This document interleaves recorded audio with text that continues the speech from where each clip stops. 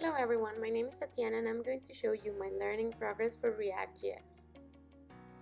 React is a JavaScript framework to build user interfaces, and it approaches this by breaking the interfaces into components.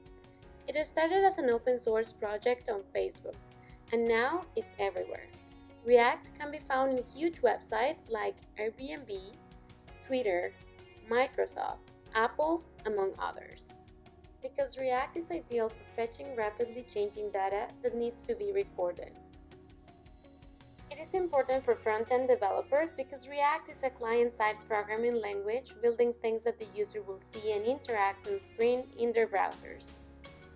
Before React, developers used to write raw JavaScript on its own, or they use jQuery library, which takes much more development time and is quite risky for bugs and errors.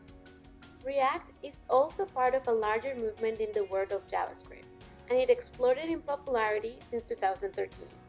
Therefore, I believe it's convenient for me to learn about this framework to make my code more efficient and increase my work opportunities as a web developer. Before starting this course, it is necessary to know HTML, CSS, and JavaScript. Hence, I needed to refresh my memory about JavaScript and ECMAScript 6. Since I don't use them very often. ECMAScript 6 is the JavaScript standard meant to ensure that all web pages can be interpreted across different web browsers. I also decided to study the differences in the usage of JS libraries like jQuery, JS frameworks like AngularJS, Vue.js, and React.js, and lastly about Node.js, which is a JavaScript platform and runtime environment. At this point, I had to check notes from earlier classes, and I decided to check my own code like this website I created last semester.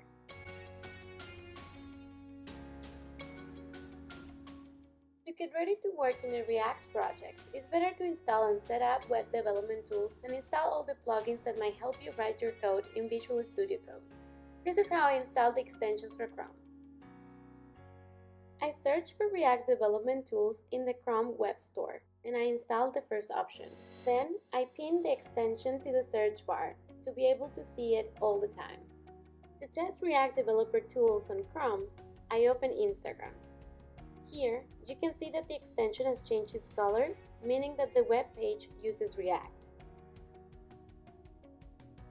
Now, if we open the development tools, we can find a React tab and check all the components in that web page.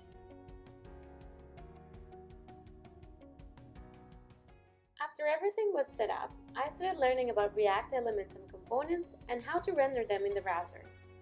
Here you can see the code to create a single element. This is only a header that is displayed on Chrome.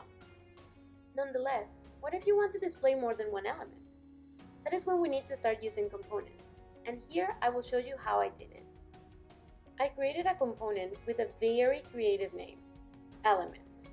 All the components in React need a main wrapper. Therefore, I created a div tag with the class message for styling. Inside this div, the wrapper, I type a title message and 2 paragraph tags.